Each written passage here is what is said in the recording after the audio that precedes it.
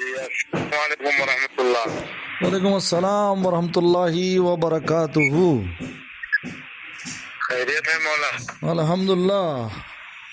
کیا نام آپ کا؟ احمد حسین صاحب؟ جی احمد حسین صاحب کیا نام آپ کا؟ جی جی ہاں ایسے ہی۔ اچھا اچھا، کون سا ضلع آسام سے؟ آسام کے میں ضلع کریم گنج سے ہوں۔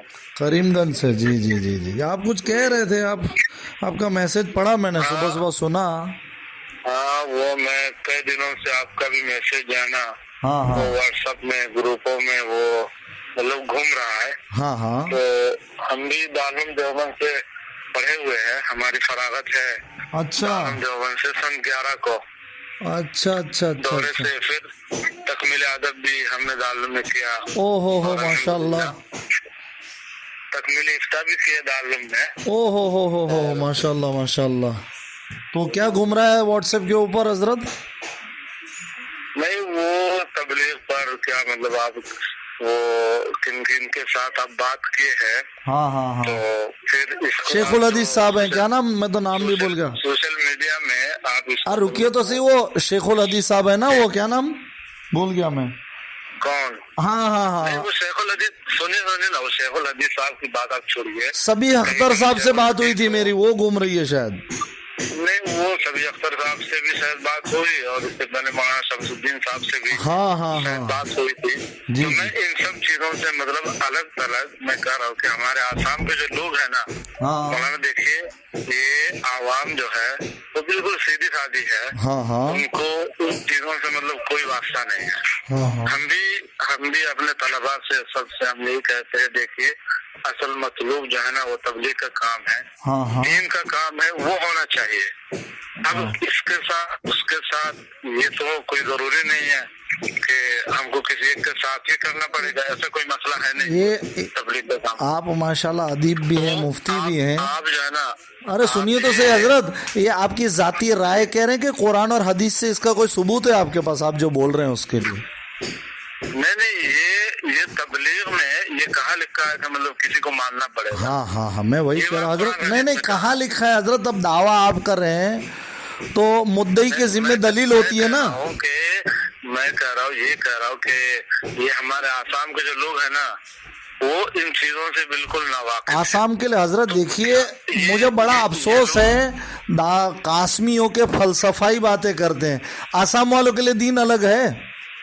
نہیں وہ الگ نہیں ہے، وہ یہ جو مسئلہ ہے نا، یہ دین کے ساتھ کوئی تعلق ہی نہیں مولانا۔ ارے مولانا یہ آپ بار بار بڑے سنیے پھر، ارے حضرت سنیے میرے بات، ارے پیارے آپ جو نہیں ارے خالی ذہن جو لوگ ہیں، ارے حضرت آپ یہ فلسفہ، مجھے بڑا افسوس ہے آپ جیسے دیوبندیوں پر اکثریت فلسفہ بول رہے ہیں آپ۔ یہ آپ کی رائے شریعت میں نہیں چلے گی، آپ کے جذبات نہیں چلیں گے، آپ مجھے قرآن اور سنت سے سنائیے، سمجھائیے نا۔ ہر چیز کو اگر آپ شریعت سے جوڑیں گے تو یہ کون سی مطلب شریعت تو کافر ہو جاؤں گا میں، ہر چیز کو شریعت سے نہیں جوڑوں گا میں، کسی بھی چیز میں اپنے آپ کو شریعت سے آزاد کر دوں گا تو کافر ہو جاؤں گا۔ ارے مولانا میں خلاف شرع کون سی بات میں نے یہاں پر کی؟ بھائی رک جائیے، آپ نے جو پوچھا اس کا جواب دیا۔ ایک منٹ، ایک آدمی جو پوری زندگی مطلب وہ شرابی اور کبابی ان چیزوں میں اس کی پوری زندگی گزری، وہ جماعت میں آتا ہے نماز سیکھنے کے لیے، وہ جماعت میں آتا ہے وضو کے مسائل سیکھنے کے لیے، غسل کے مسائل سیکھنے کے لیے، تو یہ کیا ہے کہ ہم مولانا سعد میں اور سورہ میں اور ان میں ہم مولانا بڑا افسوس ہے، سنیے آپ کو اس کا جواب دیتا ہوں، اب ادھر ادھر مت بھاگیے گا، بڑا افسوس ہے دارالعلوم کا۔ سنیے نا بھائی، اب سننے کی بھی حوصلہ رکھیے، یہ دارالعلوم کا ادیب ایسی عجیب باتیں کر رہا ہے، قادیانی سے صرف وضو سیکھ لے، قادیانی سے صرف نماز سیکھ لے، اور قادیانی سے صرف طہارت کے مسئلے سیکھ لے۔ وہ ہم قادیانی کی بات کہاں کر رہے ہیں؟ تو بھائی آپ حضرت آپ جیسے دیوبندی، یہ دیوبندیت میں جو یہ آ گئی ہے نا یہ مجاز، دیوبند نے کہا ہے سعد کے پیچھے جو چلے گا فرقہ ضالہ بن جائے گا۔ وہ کسی ارے حضرت یہ سبھی سنیے یہ فلسفہ دیکھیے، بڑا افسوس ہے۔ یہ نہیں، دارالعلوم کا فتویٰ ہے، اپنی جگہ ہے، بالکل اپنی جگہ ہے، یعنی آسام میں نہیں چلے گا، وہ دیوبند میں پڑا رہنے دیں اس کو۔ क्यों नहीं चलेगा? तो फिर मानिए ना भाई, सीधा सीधा कहिए। फतवे को चलाना हर जगह। हम ये कह रहे इससे हटकर कि ये क्या जरूरी है कि हम लोगों को बताए कि आप साहब को मानिए, उनको मानिए। अरे हजरत देवबंद ने जिम्मेदारी, मैं ओ प्यारे, मतलब अरे मैं देवबंद से हमारी एक ही चीज में किसी की तकलीफ सख्ती करनी पड़ेगी। ओ मेरे हजरत, आप मुझे बड़ा अफसोस हो रहा है कि मैं देवबंद के अदीब से बात कर रहा हूँ और फलसफे पे फलसफा झाड़ रहा है, कोई कुरान और सुन्नत की बात नहीं कर रहा है। देवबंद ने कहा है साद के पीछे जो चलेगा फिरका ज़ल्ला बन जाएगा। साद के जो गुमराह अकायद है उससे उम्मत को बचाया जाए। कुरान और हदीस आप ही के पास है। प्यारे देखो, डायलॉग मत मारो, आपके पास तो नहीं है। सोशल मीडिया में इसको आप छोड़ देते हैं, ये कौन सा मतलब? ये इसका भी जवाब दे रहा हूँ ना अदीब साहब। ओ अदीब साहब, इल्मी आदमी बनो, इसका भी जवाब ले लो। बार बार दे चुका हूँ, बार बार जवाब दे। जैसे कि मसलन आप अरे भाई आप जवाब लोगे कि बस? ओ अदीब साहब आप जवाब ले लो। जैसे कि आप मसलन अदीब साहब, हुसैन अहमद साहब दारुल उलूम देवबंद के फाजिल, इनके ऊपर लोग एतमाद कर रहे हैं कि ये कुरान और सुन्नत की बात बताएंगे।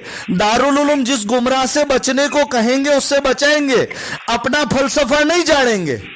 जिस गुमराह से, सुनिए ना, अरे भाई मेरी बात पूरी नहीं हुई है।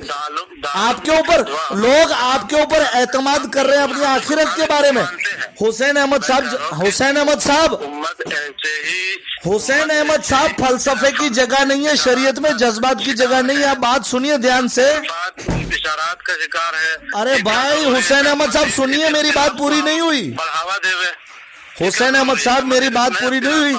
आसाम की आवाम यहाँ के बारे में नहीं जानते हैं। अरे भाई जानने, ओ सुनो मेरे हजरत, जानते हैं, बस आपसे यही गुजारिश। अरे हुसैन अहमद साहब राह फरार की तैयारी मत कीजिए। कोई राह फरार नहीं है, तो रुक जाइए ना, सुनिए ना बात। अरे सुनिए बात, जिनके ऊपर कुरान कहता है फस्अलु अहल ज़िक्री, अहले जिक्र से पूछो।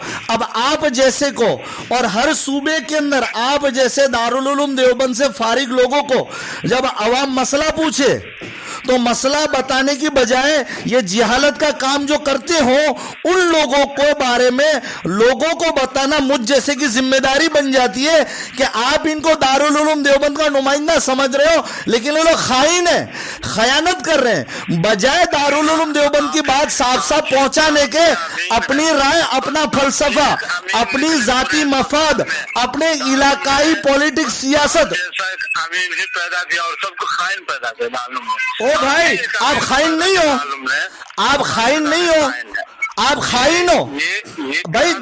सुनो अरे भाई सुनो, आप खाइन हो। दारुल उलूम देवबंद ने कहा है कि में किसी ने मौलाना के बयानात को लेकर इस्तिफ्ता किया, हम वो सब नहीं जानते। दारुल ने अरे जानते नहीं है तो सुनो, जानते नहीं हो तो हक ही नहीं रखते इस मसले में बोलने का।